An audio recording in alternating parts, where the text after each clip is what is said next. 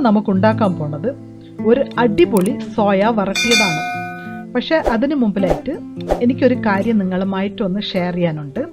അതായത് നമ്മുടെ ചാനലിൻ്റെ ഈസി റെസിപ്പി എന്നുള്ള നെയിം ഞങ്ങൾ ഒന്ന് ചേഞ്ച് ചെയ്യാൻ പോവുകയാണ്. അതായത് അതൊരു കോമൺ നെയിമാണ്. നമുക്ക് ഈ റെസിപ്പീസ് മാത്രമല്ല ഈ ചാനലിൽ ഇൻക്ലൂഡ് ചെയ്യണത്. ഇവിടെ യോഗ ആൻഡ് ഹെൽത്തും പിന്നെ നമ്മുടെ കിഡ്സിനായിട്ട് അബാക്കസ് ആൻഡ് വേദിക് മാത്സും പിന്നെ ആർട്ട് ആൻഡ് ക്രാഫ്റ്റ് പോലത്തെ കുറേ കാര്യങ്ങളൊക്കെ ഇൻക്ലൂഡ് ചെയ്യാൻ ഉദ്ദേശിക്കുന്നുണ്ട്. നമുക്ക് ഈ ചാനലിൻ്റെ നെയിം മനേറാസ് ബോക്സ് എന്ന് പറഞ്ഞിട്ടാണ് ഇപ്പോൾ ചേഞ്ച് ചെയ്തിരിക്കുന്നത്. അതായത് നിങ്ങൾ ഇനി ഈ നെയിമിലാണ് നമ്മുടെ ചാനൽ അറിയപ്പെടുന്നത്. അപ്പം നമുക്കിനി നമ്മുടെ റെസിപ്പിയിലോട്ട് കടക്കാം. സോയ ചങ്ക്സ് എങ്ങനെ ഉണ്ടാക്കാമെന്ന് നമുക്ക് കാണാം.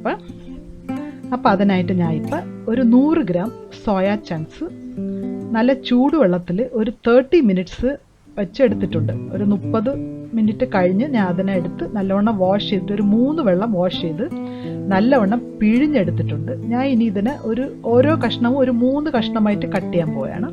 കട്ട് ചെയ്ത് കുക്കറിലിട്ട് വേവിക്കാൻ പോവുകയാണ്. ഇനി നമുക്കിത് ഉണ്ടാക്കാം. ഒരു പാൻ എടുത്തിട്ടുണ്ട്. അതിൽ ഒരല്പം ഒരു 2 ടേബിൾ സ്പൂൺ പോലെ ഓയിൽ ഒഴിച്ചിട്ടുണ്ട്. അതിൽ 1 ടേബിൾ സ്പൂൺ ഇഞ്ചി വെളുത്തുള്ളി ചതച്ചതും ഒരു 3 വലിയ സവോള ഞാൻ എടുത്തിട്ടുള്ളത്. നല്ല വലുതായി എടുത്തിട്ടുള്ളത്. നിങ്ങളുടെ കയ്യിൽ വലുത് ഇല്ലെങ്കിൽ ഒരു 5 മീഡിയം സൈസ് എടുക്കുക. എന്ന് പറഞ്ഞാൽ സവോളയാണ് അതിന് നമുക്ക് ടേസ്റ്റ് തരുന്നത്. അത് നല്ലവണ്ണം നമുക്ക് ഫ്രൈ ചെയ്യുകയും വേണം. അപ്പം അതുകൊണ്ട് അത് നല്ലവണ്ണം നിങ്ങൾ ഒന്ന് ഫ്രൈ ചെയ്തെടുക്കുക.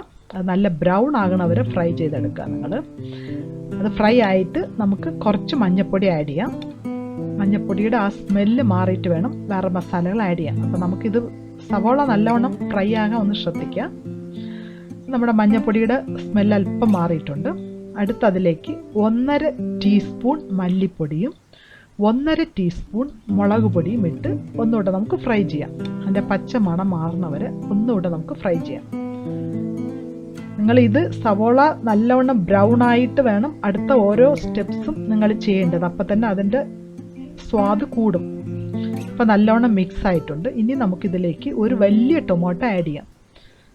ഞാൻ ഒരു വലിയ ടൊമാറ്റോ ചെറുതായിട്ട് ചോപ്പ് ചെയ്തതും ഒരു 3 പച്ചമുളക് നേരെ കീറി 2ആയിട്ട് കട്ട് ചെയ്തിട്ടുണ്ട്. ഇത് എരിവില്ലാത്ത പച്ചമുളക് ആയതുകൊണ്ടാണ് 3 എടുത്തത്. നിങ്ങൾ എരിവുള്ളതാണെങ്കിൽ 1ഓ 2ഓ എടുക്കാം. ഇനി നമുക്ക് ഈ ടൊമാറ്റോ നല്ലവണ്ണം സ്മാഷ് ആകണവരെ ഒന്ന് വഴറ്റണം. ഞാനിത് കുറച്ച് ഓയിലായതുകൊണ്ട് ഒന്ന് അടച്ചു വെച്ച് പിന്നെ ഇടയ്ക്കിടയ്ക്ക് മിക്സ് ചെയ്ത് അങ്ങനെയാണ് ചെയ്തത്. ഞാൻ ഓയിൽ കൂടുതൽ യൂസ് ചെയ്യാത്തതുകൊണ്ടാണ് ഞാൻ ഇങ്ങനെ ചെയ്തത്. നിങ്ങൾ ഓയിൽ കൂടുതൽ യൂസ് ചെയ്യുകയാണെങ്കിൽ ടേസ്റ്റ് കൂടും. പക്ഷേ ഒന്ന് അൺഹെൽത്തിയാണ്, അതും കൂടെ ശ്രദ്ധിക്കുക. ഇനി നമുക്കിത് ആയതിനു ശേഷം ഇതിലേക്ക് കുക്ക് ചെയ്ത സോയ ചങ്ക്സ് നമുക്ക് തട്ടാം. അപ്പം ഞാൻ ഇത് കുക്കറിൽ വെച്ച് ഒരല്പം സോൾട്ടും കുറച്ച് മഞ്ഞൾപ്പൊടിയും ഒരു 1/4 ടീസ്പൂൺ മുളക് പൊടിയും ഇട്ട് മിക്സ് ചെയ്തിട്ട് ഒരു വിസിൽ വെച്ചെടുത്തതാണ് കുക്കറിൽ. ഒരു 1/4 കപ്പ് വെള്ളവും കൂടെ ഒഴിച്ചിട്ടാണ് കുക്കറിൽ വേവിച്ചത്. അപ്പോൾ അത് നല്ലവണ്ണം നമുക്കിട്ട് മിക്സ് ചെയ്യാം. അത് നല്ല മിക്സ് ആയതിനു ശേഷം ഒരു 1/2 ടീസ്പൂൺ കുരുമുളക് പൊടിയും 1/2 ടീസ്പൂൺ ഗരം മസാല പൊടിയും കൂടെ ഇട്ട് നമുക്ക് നല്ലപോലെ ഒന്ന് മിക്സ് ചെയ്യാം. ഇത് ഒരു 10 മിനിറ്റോളം നല്ലവണ്ണം മിക്സ് ചെയ്യാം. നിങ്ങൾക്ക് ഇപ്പോൾ വേണമെങ്കിൽ ഇങ്ങനെ യൂസ് ചെയ്യാം. പക്ഷേ ഇത് നല്ല ബ്രൗൺ ആയിട്ടാണ് അതിൻ്റെ ടേസ്റ്റ് നിങ്ങൾക്ക് കംപ്ലീറ്റ് ആയിട്ട് കിട്ടുന്നത്. ആക്ച്വലി ഞാൻ വീട്ടിൽ സോയ മഞ്ചൂരിയനും ചില്ലി സോയയും സോയ കറിയും എല്ലാം ഉണ്ടാക്കിയിട്ടുണ്ട്. പക്ഷേ എല്ലാവർക്കും കൂടുതൽ ഇഷ്ടപ്പെടുന്നത് ഇങ്ങനെ സോയ വറട്ടിയതാണ്. അത് നല്ലവണ്ണം വറട്ടിയെടുക്കുകയാണെങ്കിൽ അതിൻ്റെ ടേസ്റ്റ് തന്നെ ബീഫിനെക്കാളും നല്ല ടേസ്റ്റായിട്ടാണ് ഇരിക്കുന്നത്. ഇതിപ്പോൾ സോയ കഴിക്കാത്തവർ പോലും ഇത് നല്ലവണ്ണം ഇഷ്ടപ്പെട്ട് കഴിക്കണ ഒരു രീതിക്കാണ് ഇത് ടേസ്റ്റായിരിക്കും. ഈ സമയത്ത് നിങ്ങൾക്കിപ്പോൾ ഓയിൽ ആവശ്യമുണ്ടെങ്കിൽ കുറച്ചുകൂടെ ഓയിൽ ഒഴിച്ച് നിങ്ങൾ ഫ്രൈ ചെയ്യുക. അപ്പോൾ തന്നെ നല്ല ഫ്രൈ ആകും. എനിക്ക് ഈ പാന് നല്ലവണ്ണം ഫ്രൈ ചെയ്യാൻ പറ്റുന്നതാണ്. കുറച്ച് ഓയിലിൽ ഒഴിച്ച് ഞാൻ ഫ്രൈ ചെയ്ത് പ്രാക്ടീസ് ഉള്ളതുകൊണ്ട് ഞാൻ അങ്ങനെ ചെയ്യുകയാണ്. നിങ്ങൾ കുറച്ചുകൂടെ ഓയിൽ ഒഴിച്ച് ചെയ്യാം, വറട്ടിയെടുക്കാതെ. ഇനി ഞാൻ ഇതിൽ കുറച്ച് തേങ്ങ, നിങ്ങൾക്ക് ആവശ്യത്തിന് തേങ്ങ എടുക്കാം. എടുത്ത് ചെറുതായിട്ട് ഒന്ന് ഓയിലിൽ ഞാൻ അതിന് ചെറുതായിട്ട് സോട്ട് ചെയ്ത് ആഡ് ചെയ്തിട്ടുണ്ട്. പിന്നെ കുറച്ച് ഫ്രഷ് കറിവേപ്പിലയും കൂടെ ഇടുന്നുണ്ട്. എല്ലാം കൂടെ ഇട്ട് നമുക്ക് വീണ്ടും മിക്സ് ചെയ്യാം. നമുക്ക് ഇത് നല്ലവണ്ണം, ഞാൻ വീണ്ടും പറയുകയാണ്, നല്ലവണ്ണം വറട്ടിയെടുക്കുമ്പോഴേ അതിൻ്റെ മുഴുവൻ ടേസ്റ്റ് നിങ്ങൾക്ക് കിട്ടുള്ളൂ. അതുകൊണ്ട് പറ്റണതും നല്ല ഡ്രൈ ആക്കി എടുക്കുക.